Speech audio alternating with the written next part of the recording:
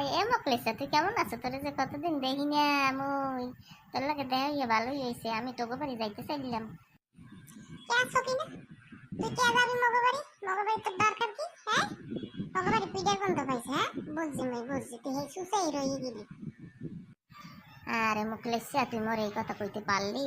মুই ছোট থাকলে না একটু সুস্থ ছিলাম, মুই এখন বড় হয়েছি না, মুই এখন একটু সুস্থ নাই। তোকে বাড়ি গেলে যাই এখানে কয়টা তুই পিঠে খাম। মোরে কাকি ভাল খায় না, লেগে যাইতে চাই। তোর লেগে কি যাই?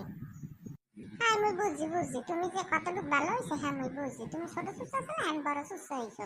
এখন তো মগবাড়ি যাবা আর গপ গপ করে পিঠেগুলো গিললে এবার মুই খেতেই পারবো না। বেড়া আজকে যাইস না, আরেকদিন যাইস। এই সময় তোর মায় কইছে বেশি বেশি পিঠে খাওয়াবে। চলে যাস না। মুই পিঠে খামো না, তো খালি তোর লগে লগে একটু যাবো আর দেখ মুখি পিঠে বানাইছে এই খালি দেখি চললাম। তোর আমি ভালো দিয়েছি, তুই মোর লগে লগে যাবি, যাই কবি কি ভালো কথা কইয়া মোর মাঠটা দেহের পর পিড়ে খাবি।